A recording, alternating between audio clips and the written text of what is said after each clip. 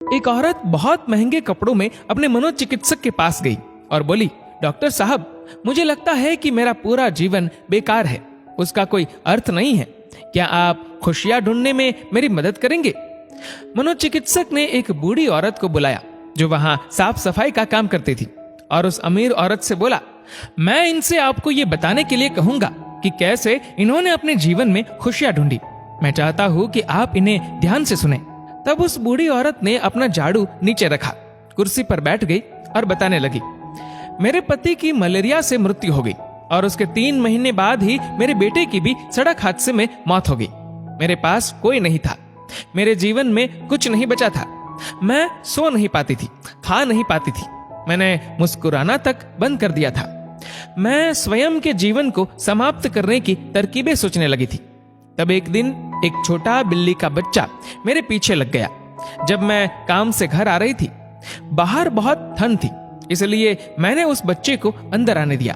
उस बिल्ली के बच्चे के लिए थोड़े से दूध का इंतजाम किया और वह सारी प्लेट सफा चट कर गया।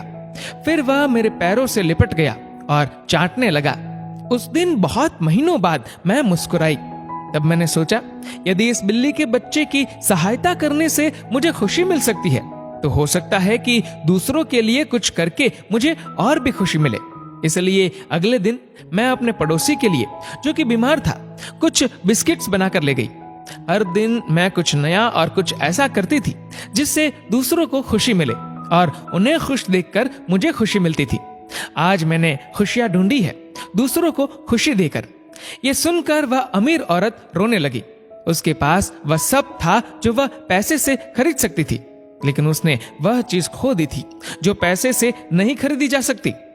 मित्रों, हमारा जीवन इस बात पर निर्भर नहीं करता कि हम कितने खुश हैं, अपितु इस बात पर निर्भर करता है कि हमारी वजह से कितने लोग खुश हैं। चलिए जानते हैं आखिर मुस्कुराहट का महत्व क्या है। अगर आप एक अध्यापक हैं और जब आप मुस्कुराते हुए कक्षा में प्रवेश करेंगे तो देखिएगा सब बच्चों के चेहरों पर मुस्कान छा जाएगी। अगर आप डॉक्टर हैं और मुस्कुराते हुए मरीज का इलाज करेंगे तो मरीज का आत्मविश्वास 2 गुना हो जाएगा। अगर आप एक गृहिणी है तो मुस्कुराते हुए घर का हर काम कीजिए, फिर देखना पूरे परिवार में खुशियों का माहौल बन जाएगा। अगर आप घर के मुखिया है तो मुस्कुराते हुए शाम को घर में घुसिए, देखना पूरे परिवार में खुशियों का माहौल बन जाएगा। अगर आप एक बिजनेसमैन है और आप खुश होकर कंपनी में घुसते हैं तो देखना सारे कर्मचारियों के मन का प्रेशर कम हो जाएगा और माहौल खुशनुमा हो जाएगा।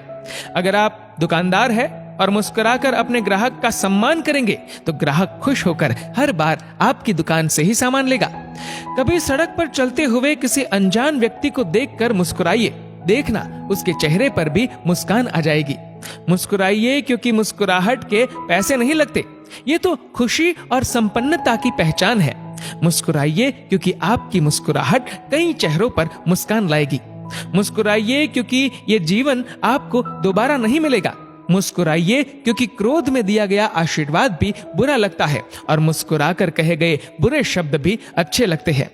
मुस्कुराइए क्योंकि दुनिया का हर व्यक्ति खिले फूलों और खिले चेहरों को पसंद करता है। मुस्कुराइए क्योंकि आपकी हंसी किसी की खुशी का कारण बन सकती है। और सबसे बड़ी बात, मुस्कुराइए क्योंकि ये मनुष्य होने की पहचान है, इसलिए स्वयं भी मुस्कुराए और औरों के चेहरे पर भी मुस्कुराहट लाइए।